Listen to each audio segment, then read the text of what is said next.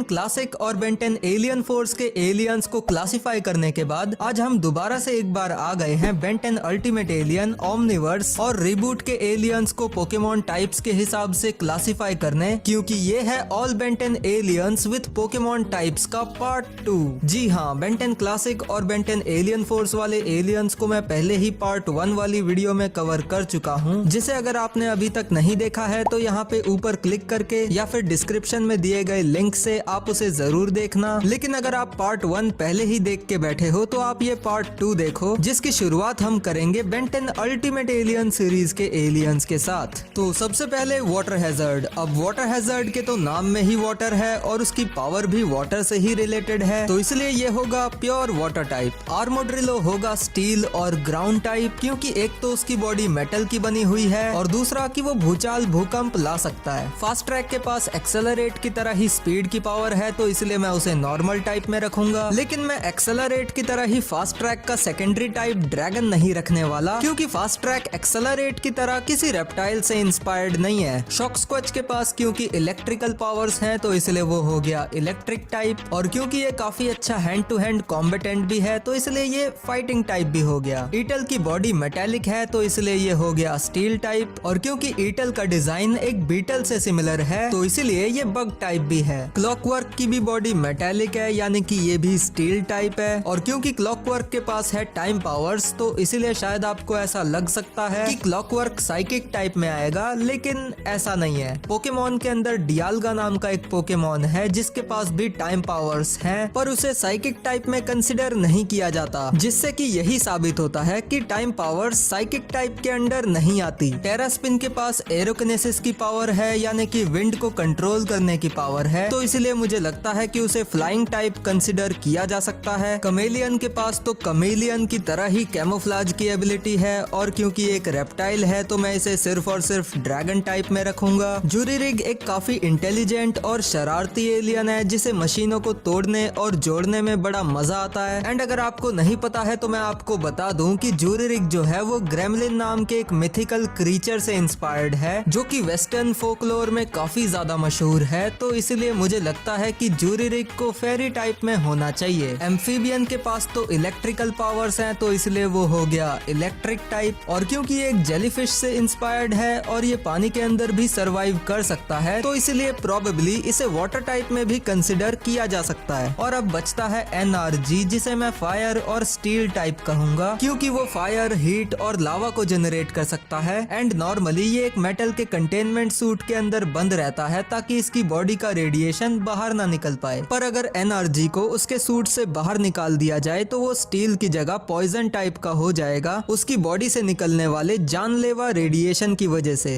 तो ये तो थे बेंटेन अल्टीमेट एलियन के एलियंस, लेकिन अब हम आ चुके हैं बेंटेन ओमनिवर्स के एलियंस पे, जहाँ पे सबसे पहले है हमारे पास फीडबैक, जिसके पास इलेक्ट्रिक और एनर्जी एब्जॉर्प्शन जैसी पावर्स हैं, तो इसलिए हम इसे प्योर इलेक्ट्रिक टाइप रखेंगे। क्रैश हॉपर को ग्रास हॉपर से इंस्पायर होके बनाया गया था, और इसकी ये जो जंपिंग वाली एबिलिटी है ये भी ग्रास हॉपर से ही ली गई है, तो इसलिए क्रैश हॉपर हो गया बग टाइप। किकिन हॉक और बुलफ्रैग ये दोनों ही फाइटिंग टाइप एलियन है, क्योंकि ये दोनों ही हैंड टू हैंड कॉम्बैट में काफी ज्यादा स्किल्ड है। ग्रेविटैक के पास है ग्रेविटी मैनिपुलेशन की पावर्स, और अगर मैं गलत नहीं हूँ तो ग्रेविटी मैनिपुलेशन की पावर्स साइकिक टाइप में ही आती है, तो इसलिए ग्रेविटैक हो गया साइकिक टाइप। और मैं इसका सेकेंडरी टाइप रॉक भी रखूंगा, क्योंकि इसकी बॉडी चट्टानों से बनी है। गटरॉट तो अलग अलग तरह की केमिकल गैसेस को बना सकता है, रिलीज कर सकता है, तो इसलिए पॉइजन टाइप। पेस्कीडस्ट होगा फेरी टाइप, क्योंकि वो तो दिखता भी फेरी की तरह ही है। रिपजॉज की तरह ही वॉकाट्राउट भी वाटर टाइप होगा, क्योंकि वो भी एक मछली ही तो है। टोयपिक और वॉम्पायर, इन दोनों को ही मैं डार्क टाइप कंसिडर करूंगा, क्योंकि ये दोनों ही थोड़ी सी डार्क या फिर हॉरर थीम बेस्ड एलियंस हैं। पर हाँ, वॉम्पायर साइकिक टाइप भी है, क्योंकि वो हिप्नोसिस और माइंड कंट्रोल भी कर सकता है। मोलस्टैच के पास अपनी मूंछों के अलावा और द वर्स्ट के पास अपनी मोटी चमड़ी के अलावा कोई दूसरी खास पावर ही नहीं है, तो इसलिए मैं इन दोनों को ही नॉर्मल टाइप में रखना प्रेफर करूंगा। एस्ट्रोडेक्टिल को मैं रखूंगा फ्लाइंग और ड्रैगन टाइप में। बॉलवीबल होगा बग और पॉइजन टाइप। बग इसीलिए क्योंकि उसका डिजाइन एक बग की तरह है, और पॉइजन इसीलिए क्योंकि वो अपचक की तरह ही अपने मुंह से एक्सप्लोसिव प्लाज्मा बॉम्ब्स को निकालता है। एटॉमिक्स है फायर, पॉइजन और